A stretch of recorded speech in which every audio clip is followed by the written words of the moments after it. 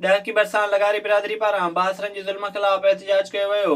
गुलाम कादिर लगारी, मोहम्मद मिठल ऐं ॿियनि ॿुधायो त महीनो अॻु ॻोठ जे बासरनि ऐं ॿियनि जिरगो करे पेश इमाम मुजीबुर रहमान लगारी मथां कार इल्ज़ाम मड़े जिरगो करे 10 लख रुपया ॾंड, संग चटी ऐं गैस जे कुएं ते नौकरीअ जी फतवा जारी कई हुई। हुननि चयो त बासरनि हमलो करे नींगरी ज़ैनब खे अगवा करण जी पिण कोशिश कई।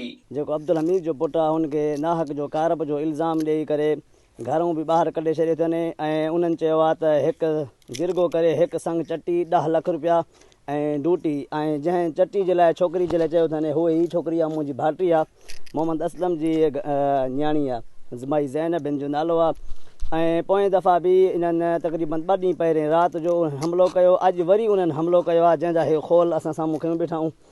इन्हनि जेको आहे हीउ कमांड साम्हूं बीठो आहे। इन्हनि असांजा लेबर आई कटाइनि पिया त वरी ईअं विढ़ी करे असां सां ज़ुल्म करे मारे विया ऐं असांखे वरी चवनि त बाबा हे छोकिरी ॾियो न त हीअं करे छॾींदासीं, हे छोकिरी अगवाह करे वेंदासीं। हे ॾिसो न हीअ खोल आहिनि बंदूकनि जा। ॻोठाणनि चयो त इल्ज़ाम हेठि आयल मुजीबुर रहमान पिण 1 महीने खां गुम आहे। ख़दशो आहे त खेसि क़त्ल न कयो वियो हुजे।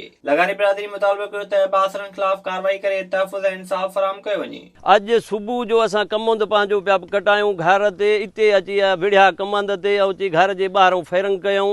पोइ असां पंहिंजे बचाव जे लाइ दिफ़ा कयोसीं।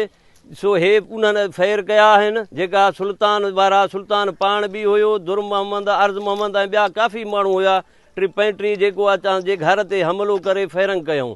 असां वस वारनि अमलदारनि खे IG Sindh, DIG Sindh, SP ज़िला घोटकी खे अपील था कयूं असां इन ज़ालिमनि खां असांखे निजात ॾियारे।